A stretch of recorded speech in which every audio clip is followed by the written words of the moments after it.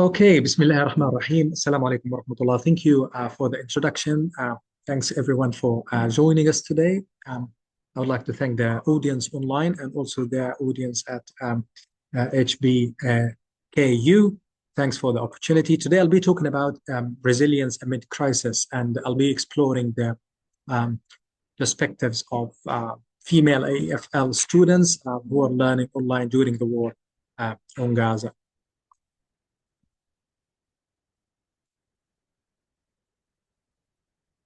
This is just, I would like to share this photo from September 2023. As you can see, these are newly graduate students from school leavers. They were, as you can see, smiling faces, expecting a new beginning, a new chapter in life, expecting to start a new academic year. This was during the orientation week at Al-Aqsa University in Gaza.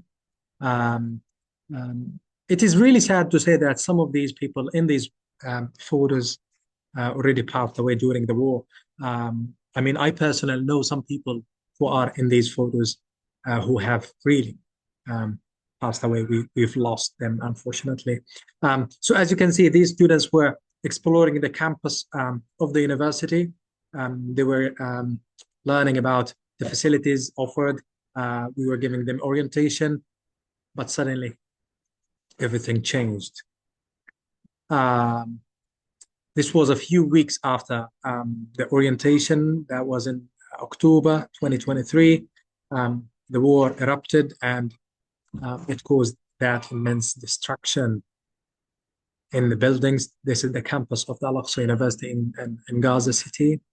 And this is the campus in Khan Yunis. It was really severe damage. But it wasn't only about destruction of buildings. We are talking about 90,000 students whose life was disrupted due to the war and the atrocities committed.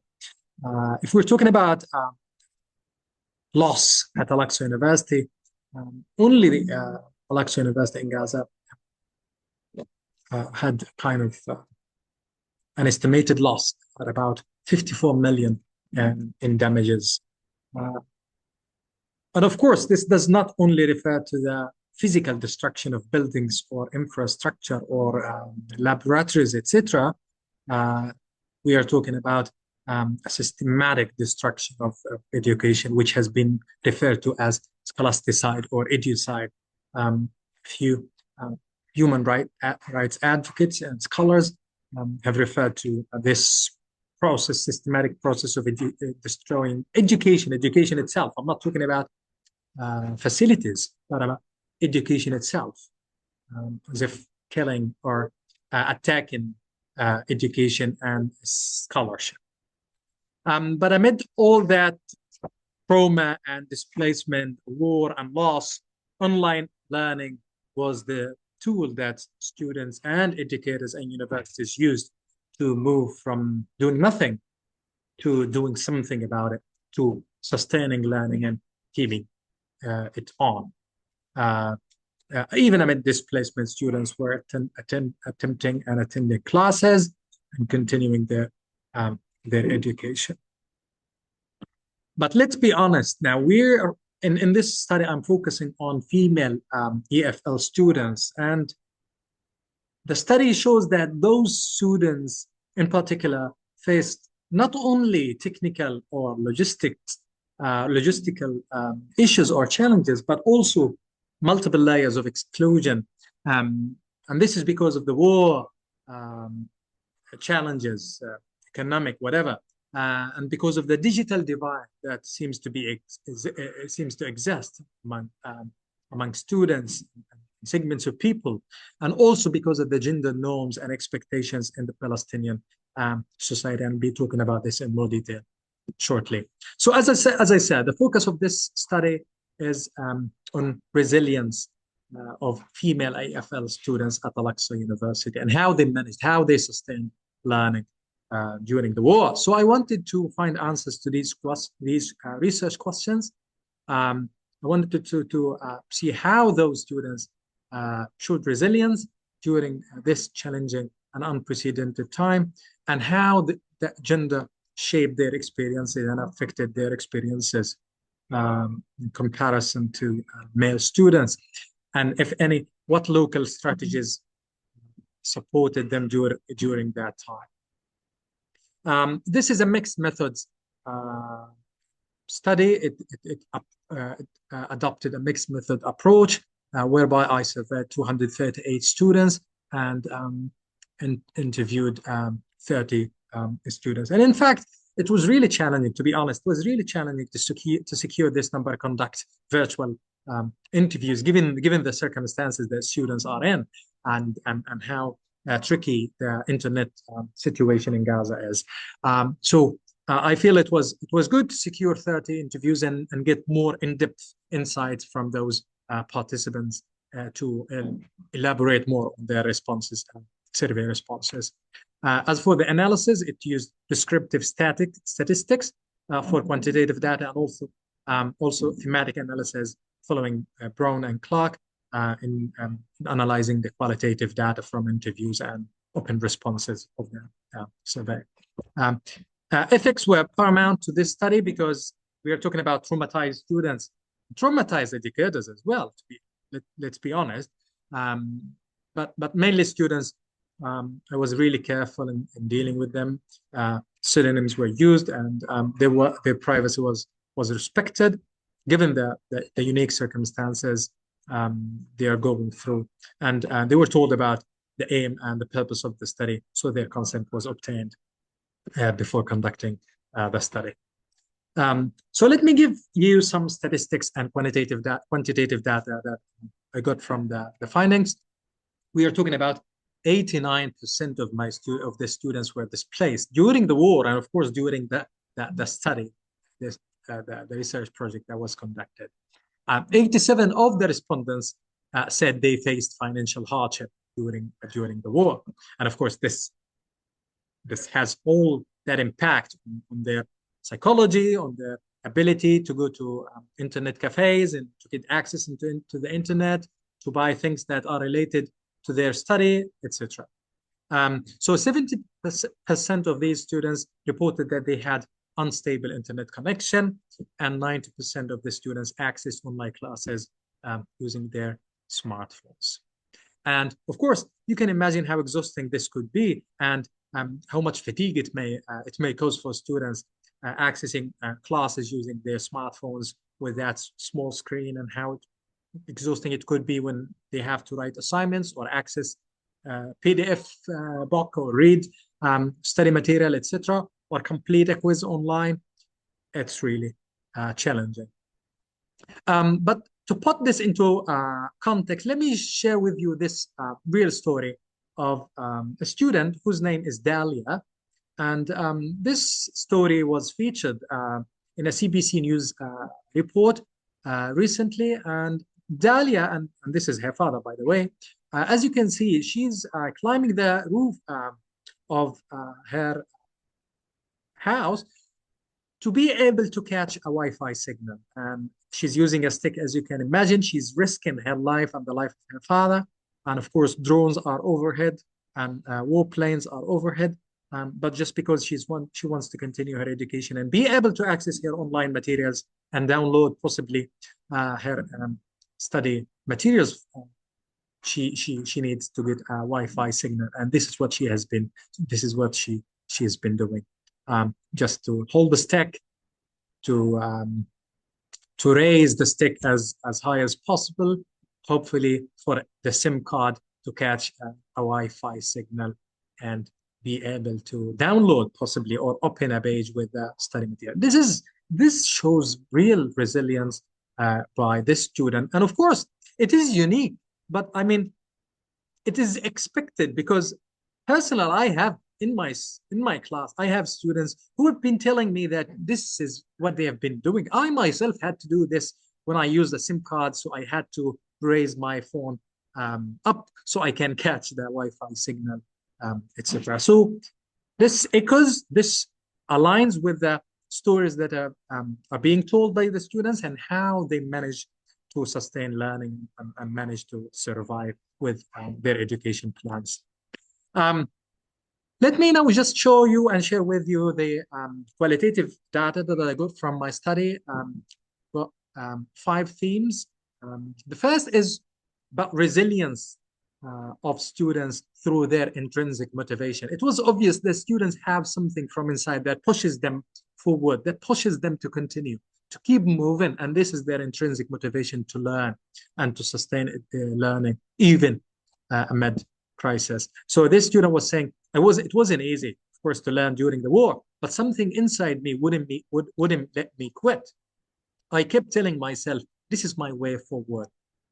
That's resilience. That's motivation. This degree, this education is my light at the end of the tunnel. A lot of resilience in here.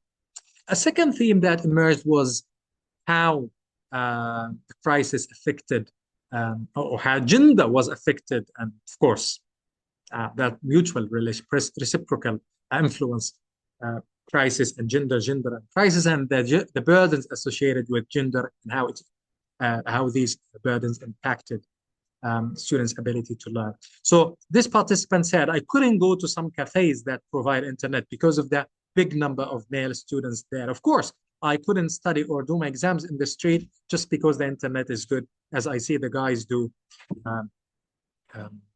Or the boys do. Now, just to put this in context, I myself have been to an internet cafe several times recently to complete my administrative tasks and also to keep in touch with my students and send them material, etc., to do marking, to follow up on tasks. And I myself have seen some of my students in those internet cafes attending classes, completing quizzes, completing exams online. And they go there just to secure internet access and electricity to charge their phone or laptop. So I witnessed this in person. And of course, I would imagine that for a female student going there on not on a daily basis, but frequently may not be possible given the cost that is associated with visiting these internet cafes, really high cost, and of course, because of the gender, I should say, burdens and limitations. The third theme was psychological resilience amid trauma, that a lot of students showed really high level of resilience, despite the fact that they had a lot of psychological stress and also commitments or obligations because of their gender. This student was saying, as a woman, I had to keep my family strong, or sense of responsibility towards others, and I cared for home and siblings while hiding my pain. A lot of strength in here and kind of hiding pain, hiding stress in order to take care of others. And this particular student could be married, would have children. I don't know, but I had students who were telling me that I am married and I have responsibilities. I care for my kids and I care for my husband. And some other students said, I lost my parents, so I am taking care of my brothers and sisters. So this particular student said, nights I whipped myself to sleep. Mornings I awoke to the roar of explosions, and days I studied amidst hunger and sorrow, and possibly amidst the roaring of drones. I'm not sure if you can hear the drones in the background. Really, really noisy background of drones hovering 24/7. So this echoes and this embodies the circumstances that students have been living and experiencing for the past year and a half. And of course, it's important. This what the student was referring to. Days I studied amidst hunger and sorrow. She's referring to lack of food and famine, unfortunately. All right, the fourth theme was community agency as a lifeline. It became obvious from the findings that there was a sense of community and support among students, and they felt like it was a lifeline. They were sharing notes and they were sharing advice. They were helping each other, just in case when they don't have internet access. Possibly they can use these notes. They can print them. They can use these notes as hard copies and study these notes for exams. And so, to summarize, this was kind of sense of supporting each other, a sense of community among students, and they were encouraging each other, possibly without we being asked. So this shows that these students, this particular group of students, had really high sense of community, and they were supporting each other. The last theme was evolving perceptions of education and changing perceptions and views of education. Students were talking about how this experience changed how they viewed education and how valuable it was for them. This student said, education is more than classes. It connects to hope. And I like this connection between, well, it's education amid really difficult and challenging, unprecedented circumstances. But again, it connects to hope. And this connects to the degree of resilience these students are showing. So this student said, I cherished learning and found resilience. How this is related to theory? Well, theoretically, this supports Michael Unger's resilience model, showing how individual and collective efforts and support contributes to resilience, and resilience contributes to students and individuals, and also the community advancement and improvement as a whole. And of course, this shows and highlights gendered community resilience and how the gender aspect influences and is influenced by that community sense of community agency, and how the outcome is resilience overall. Practically, this calls for the need to support mobile hubs like cafes, internet cafes, hubs where that are mobile, that could provide internet access to students, charging points, access to electricity, access to devices, and also the need to develop and design trauma-informed learning and teaching, and of course to take care of the gender-sensitive issues when designing curricula. And of course, there is a high need, a real need for supporting local networks and initiatives, like local initiatives that students and educators in Gaza amid this crisis start or launch. That's why, to be honest, personally, I've been thinking for some time about how to support students, how to initiate something that could help them during this unprecedented time. So as the head of the department, I've felt that I have a responsibility towards my staff and my students. So the answer was Reconnect. That was an initiative that I recently launched, and felt that because education cannot wait and learning cannot wait, we have to do something. And Reconnect was the answer. This is an initiative that I recently launched, and in support with other colleagues from the English department. And in fact, there has been really positive feedback from students, from parents, from stakeholders, from the community, from the university. And we have, in fact, we've had so far a few meetings that reconnected students with not only with each other and their educators, but also with the outside world through webinars like this one of providing opportunities for learners, and this one as well for learners where they could contribute to contribute to a journal where they could publish their work, to amplify their voices, to reach a wider audience.